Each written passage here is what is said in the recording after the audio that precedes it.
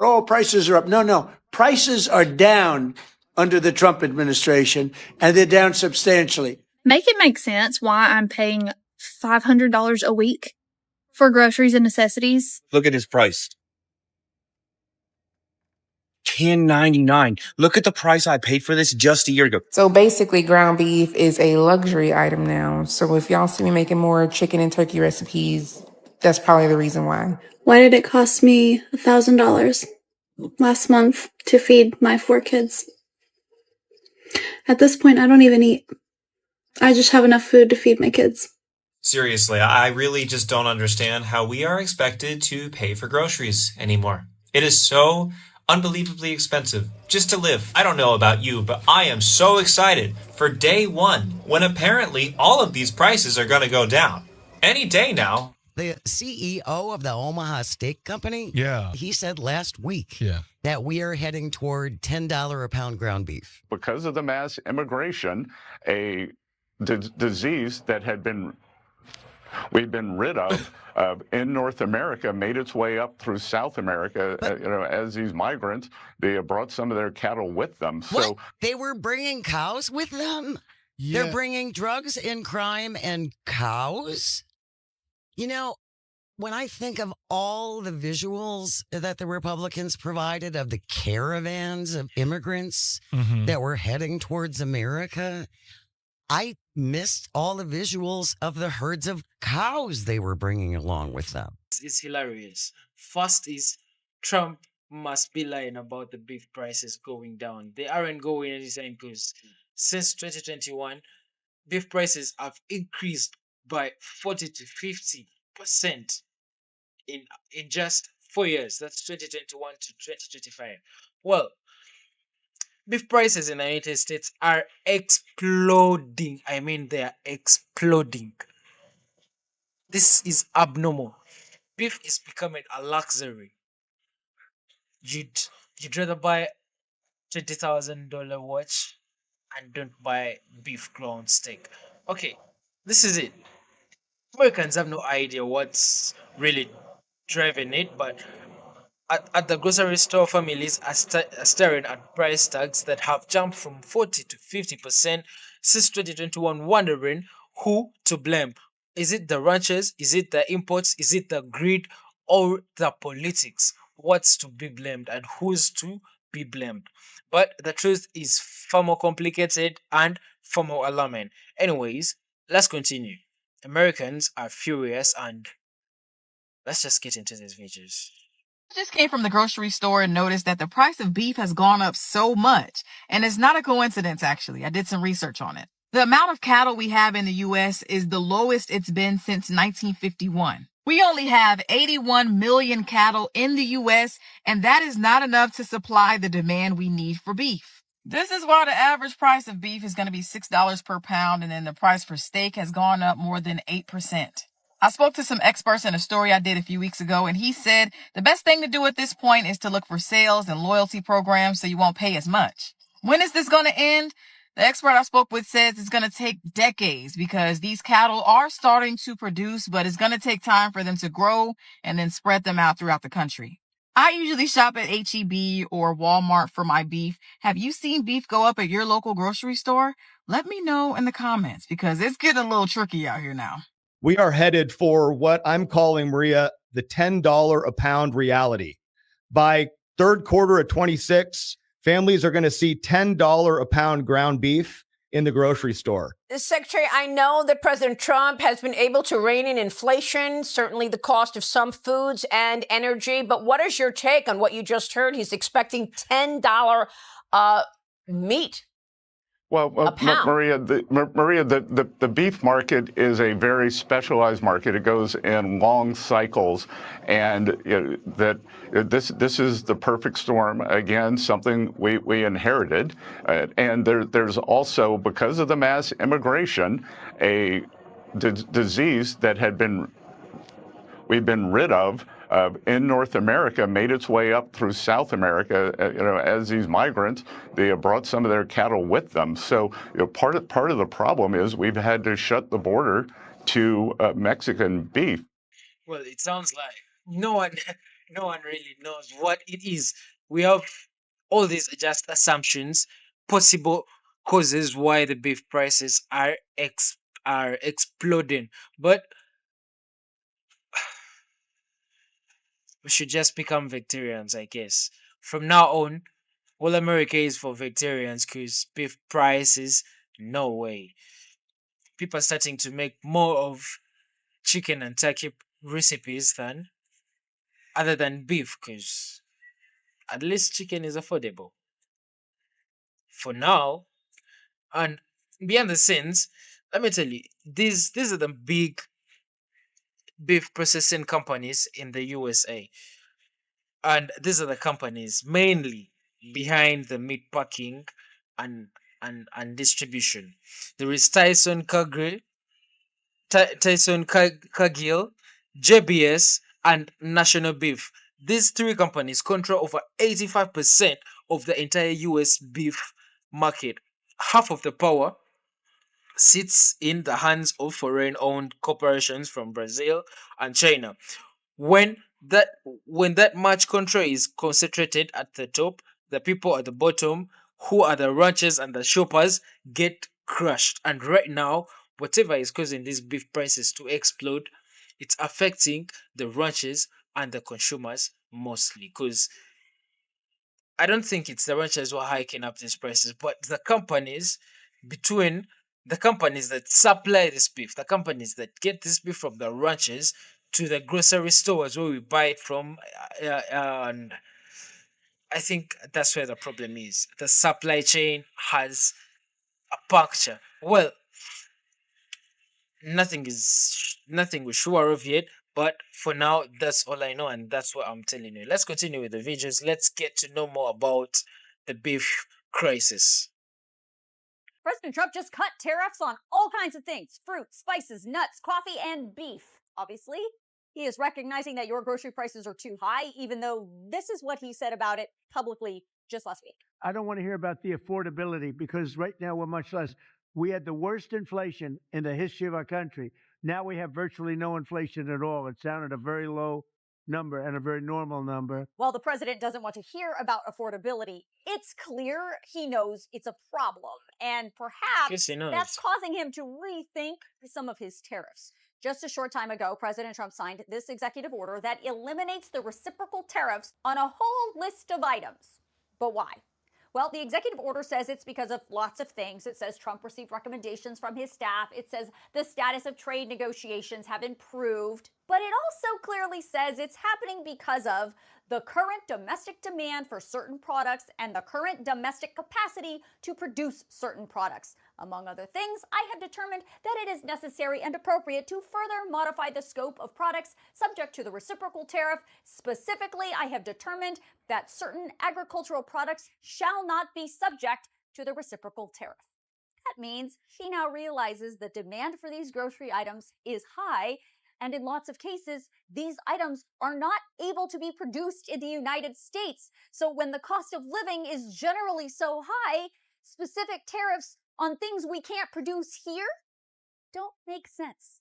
The executive order comes with this annex document, which lists all the products that are no longer subject to Trump's reciprocal tariffs. And there's definitely a theme here. There is a reason why these specific items are now being cut from Trump's tariff list. Let's talk about bananas. Only a small amount of bananas are grown in the United States. We mostly import bananas from Latin American countries, so they were subject to those reciprocal tariffs. Well, according to the most recent inflation report from September of 2025, bananas were nearly 7% more expensive this year than they were in September of 2024. And if you now look at the annex, there you go. Bananas are no longer on the list of items subject to Trump's reciprocal tariffs. Let's talk about beef.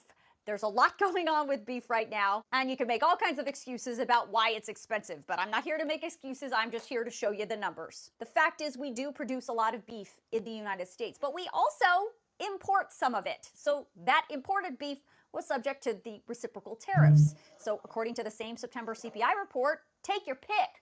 All kinds of beef is up since last September. Uncooked ground beef was up nearly 13%.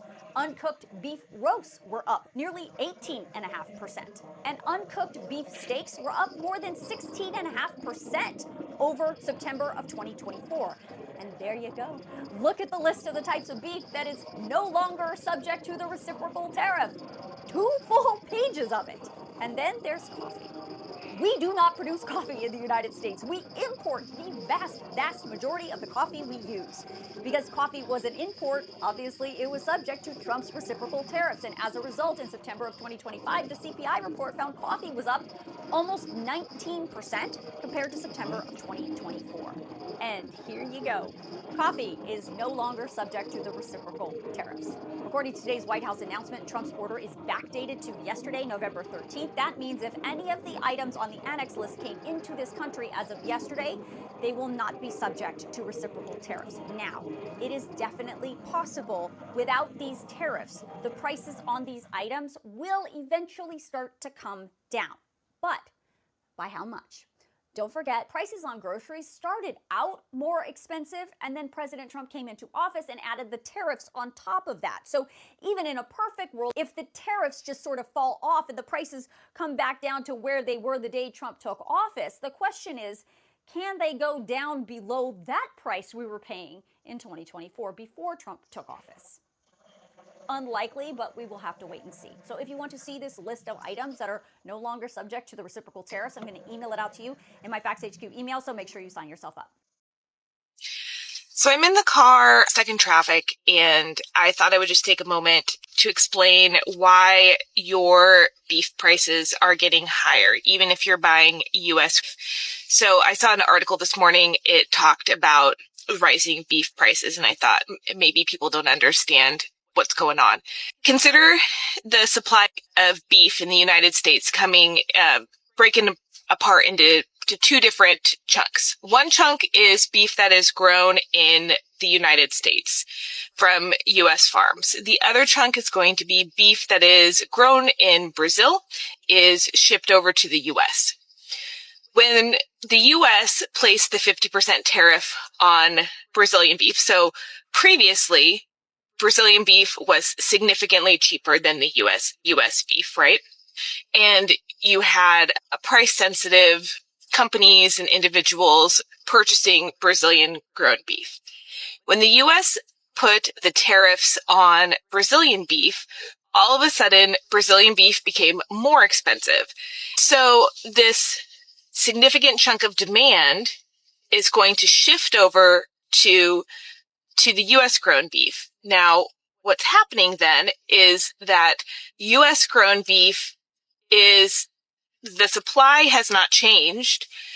Only as demand increases, it pushes price up. And it's going to continue to push price up until either A, supply changes and there's more supply, or B, the price becomes equal to the price of Brazilian grown beef, at which point somebody can choose which one they want to. So that's why it's driving prices upward. The other thing that's important to consider is that changing supply is not something that can be done easily. So American farmers under these circumstances would make more money if you could potentially increase drastically supply. But any kind of agricultural product takes time. It takes time to grow the animals. It takes time to build barns. You'd have to also have the labor, which agricultural farms are struggling with. It takes time to do all of those things that would increase supply, right? The other thing is that right now, all of the inputs for agricultural products, anything in the United States, is heavily tariffed. This is a big, big no if you want to use tariffs to encourage manufacturing or economic development. You never should tariff the inputs, right? Because you don't want to make it more expensive to produce something in the United States. It disincentivizes production. Well, it's the same way in agriculture right now. So one of the things that's disincentivizing farmers from increasing supply of U.S. beef is that where does fertilizer come from, right? All the fields that are going to feed all of the cows. If you were to go and increase beef production, the fields are all going to need fertilizers. Where does fertilizer come from? Fertilizer comes from Brazil. If you're going to build more barns, where is your steel, your aluminum, your nails? Where are they all coming from? Other countries. All of that is being tariffed. So that's an economic disincentive for an increase in supply and production. The other thing is that there's no telling when these tariffs will come off. And the unpredictability is also an economic disincentive. Tomorrow, they could go and remove the tariffs from Brazil. As a farmer, you don't want to invest a whole bunch into production, into like increasing your ability to produce beef, if tomorrow all of the tariffs on Brazil could be resolved. Maybe they free Bolsonaro.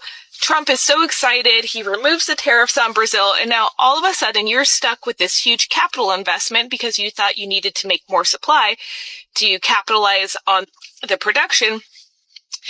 And your beef is now super expensive again, right? And you also probably would have had to contract all of these supplies to invest in new barns and all of these different things. All of that's tariff. Now you're under contracts for these products. So everybody's going to be really, really cautious about increasing production and supplies. It's too risky right now. So that's kind of what's going on. This is why beef in the U.S. is skyrocketing in price, not just because it's Brazilian beef, but because the increased demand for U.S. beef is driving all beef prices up. So now you're going to be able to pay pretty much tariff pricing on your U.S. grown beef. So, sucks. That's it. That's beef. So I'm getting asked, what about the deal with Argentina? What about it? You got a black swan. You got an elephant in the room. You got a politician that come out and says something about Argentina, and now then everybody's talking about it. Here's the deal. My opinion, and my opinion only, you're going to have the guys in Chicago to do anything they can to drop the market. Yes, they used it. It's a scare tactic, but where did they get all the heifers at overnight? How did they fill up the pastures overnight with cows? They didn't. The whole thing, ladies and gentlemen, is this right here. They can't produce enough meat to satisfy the consumers. So no, it's a glitch. It's just a bump in the road. No big deal. Cattle prices this week for replacement cattle went up. Guys, if it's that scary that fast, you probably need to sit on the sideline. You probably don't need to get in the game, because the simple fact is this right here. That's just a glitch. That's no big deal. Ain't nothing but a thing. But now then, what's going to take place is they drop the board down. Now then, those guys are going to make a buttload of money, and then it's going to go right back up. That's my personal opinion. Can I write that down as gospel? No, that's just a personal opinion. What are we doing? We're selling cattle. Cattle here, they're going to Oklahoma. Yeah, Oklahoma. It's got a truckload of cattle going to Oklahoma. We got trucks out there waiting on us. We got cattle being shipped. Guys, let me tell you something. And we got a lot of cattle. Remember our free shipping deal. We got free shipping on cattle. So if you need cattle, give us a buzz, because we got lots of cattle of small numbers. If you're looking for the small numbers, we don't always put those small numbered cattle out there, but that's just something that we do. Anyhow, just thought I might bring that to you. Bubba Rutherford Land and Cattle, buying and selling these cattle 6 days a week, always closed on Sunday. Y'all have a good day. Oh, so you think meat is expensive because of the ranchers or imports? No, it's the foreign owned processing plants that have a monopoly that squeezes farmers and jacks up your prices. See, the price of meat has skyrocketed up to 50% since 2021, and the real culprit is the big four: Tyson, Cargill, JBS, and National Beef. They Exactly. So this is what I was telling you. There is this main beef corporations that are running this whole thing, and she's explaining this right now. Let's listen. control 85% of the US beef market, and half of that is foreign owned by China and Brazil. If that isn't a national security red flag, I don't know what is. With 10% getting shipped overseas, that ties our grocery bills to the global market. Then you add in price fixing, collusion, pandemic profiteering, where plants shut down. Meanwhile, these firms posted $820 million in record profits. Ranchers got crushed, you got gouged, but Trump pushed to enforce the 1921 Packers and Stockyards Act to break the monopoly. But lobbyists dumped over $10 million a year to stall the reform. And now you know why most of us are vegetarians. I don't know if you guys have been tracking the price of beef, but it is absolutely out of control as prices have skyrocketed. Right now, a pound of ground beef is over $6, and God forbid you want anything fancier than that. A steak is nearly the price of your firstborn child. Like, forget about it. And it's not just at the grocery store. If you go out to a restaurant, they have to pay higher prices on beef as well. And I understand that some of it is due to drought and small cattle sizes. You'll see all these ranchers who voted for Trump coming on here to justify and defend their daddy. But he has also sold the ranchers who voted for him in overwhelming fashion down the river as now Argentine beef, it's going to be cheaper than American beef and continue to undercut our own farmers and ranchers. He wants to put his little tariffs on everything that undercuts the soybean market and allows China to buy beef and soybeans from everywhere else. And he wants to give bailout money to Argentina so they can lower their prices on shit. Meanwhile, the farmers, ranchers, everybody in between who voted for him are getting royally fucked. The question used to be, where's the beef? Now it's, can you even afford it?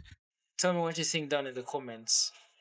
Is it because of these big corporations? Is it because of the foreign meat processing companies? Is it because of the ranches? Who is the cause? What is the cause? Let me know down in the comments. Thank you for watching Great Minds Blacks.